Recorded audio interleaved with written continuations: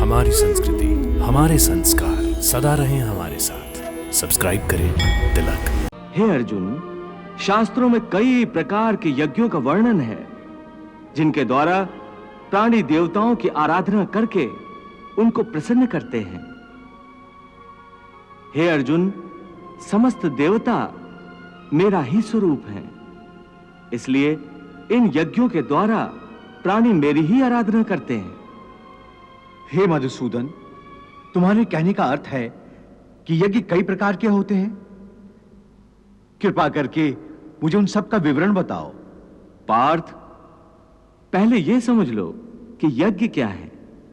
अपनी किसी श्रेष्ठ वस्तु को, अपने धन दौलत को, अपनी किसी विशिष्ट भावना को, बल्कि अपनी किसी तीव्र कामना को भी मुझ परमात्मा के चरणों में समर्पण कर देना, इसी को यज्ञ कहते हैं।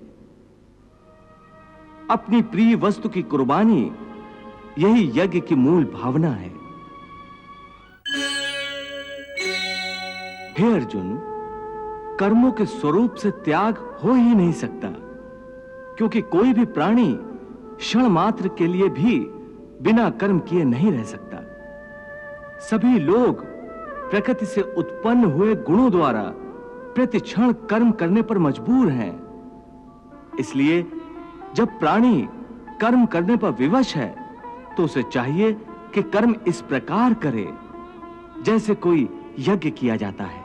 यज्ञ? हां पार्थ, यज्ञ लोक कल्याण के लिए भी किया जाता है और भगवान की आराधना के लिए भी। इसलिए जब कर्म करना ही है तो अपने सारे कर्म या तो लोक कल्याण के लिए कर या मेरे निमित्त कर। इससे तेरे कर्म एक यज्ञ के समान पवित्र, कल्याणजनक और दिव्य हो जाएंगे। इसलिए कर्म को यज्ञ समझकर करता जा तो कर्म बंधन से मुक्त रहेगा। क्योंकि हे पार्थ, यज्ञार्थ जो कर्म किया जाता है उसको छोड़कर बाकी सब प्रकार के कर्मों का बंधन मनुष्य को बांध लेता है। यज्ञार्थात् कर्मणो नेत्र लोकोयम कर्म बंधनः तदर्थम कर्म कौन्तेय मुक्त संगा समाचर। कर्म भूमि पर कर्म का है विधान अनिवार्य। कर्म यज्ञ की भांति कर, हे अर्जुन हे आर्य, हे अर्जुन हे आर्य। तन मन प्राण पवित्र बनाए, कर्म के यज्ञ की पावन ज्योति। यज्ञ के मूल में हो बलिदान तो सोई आत्मा जागृत होती।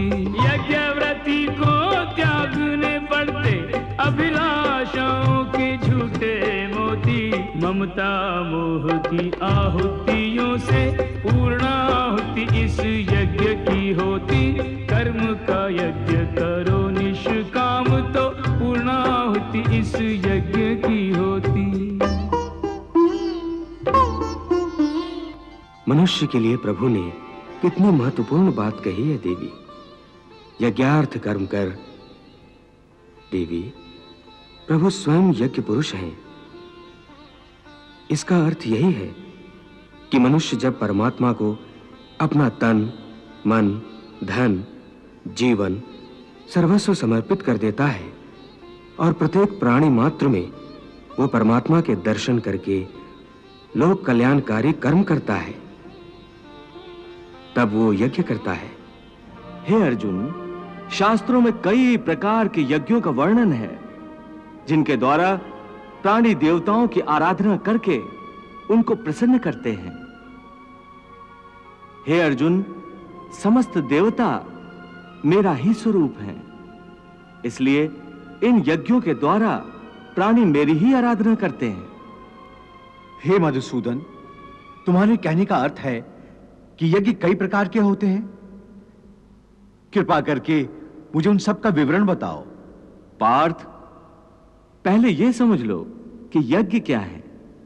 अपनी किसी श्रेष्ठ वस्तु को, अपने धन दौलत को, अपनी किसी विशिष्ट भावना को, बल्कि अपनी किसी तीव्र कामना को भी मुझ परमात्मा के चरणों में समर्पण कर देना, इसी को यज्ञ कहते हैं। अपनी प्रिय वस्तु की कुर्बानी, यही यज्ञ की मूल भावना है। इसीलिए शास्त्र कहते हैं कि यज्ञ में आहुतियां देने के पश्चात जो अन्न बच जाता है, उसे खाने वाला मनुष्य सब पापों से मुक्त हो जाता है। और जो लोग केवल अपना ही पेट भरने की ही भावना से अन्न पकाते हैं, वो तो पाप का ही भोजन करते हैं। हे केशव, यज्ञ के बारे में आम धारणा तो यही है कि अग्नि जलाकर अग्नि कुंड में आहुतियां देने का नाम यज्ञ है। परंतु हे माधव, तुम तो कहते हो कि जन कल्याण का कोई भी कर्म यज्ञ है। अपने किसी प्रिय वस्तु का बलिदान अथवा त्याग भी यज्ञ है। इसका अर्थ क्या है? हे अर्जुन, ये ठीक है कि प्राणी अपनी अपनी निष्ठा के द्वारा ही अलग अलग प्रकार से अलग अलग देवताओं की पूजा करने के लिए हवन आदि करते हैं, उसे भी यज्ञ कहते हैं।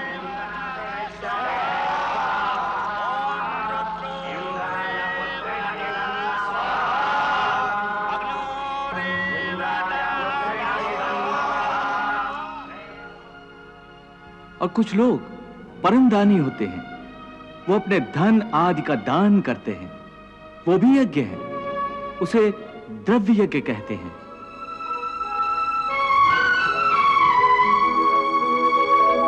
कई योगी निस्वार्थ भाव से विद्या दान करते हैं, उसे ज्ञान यज्ञ कहा जाता है।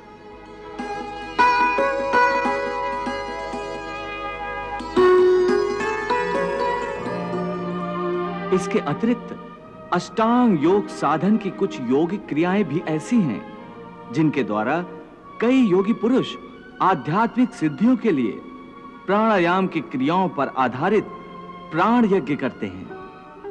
भगवान श्री कृष्ण अष्टांग योग और तंत्र की बात भी कर रहे हैं, उसकी व्याख्या क्या है? देवी, अष्टांग योग एक प्रकार की दिव्य चिकित्सा है जिससे मानव के समस्त रोगों का नाश हो जाता है। चाहे शरीर के रोग हों, चाहे मानसिक रोग हों, चाहे आध्यात्मिक ग्रंथियां हों, सबकी चिकित्सा के साधन योग शास्त्र में वर्णित हैं। इन साधनों में प्राणायाम, तंत्र, मंत्र और यंत्र प्रमुख हैं।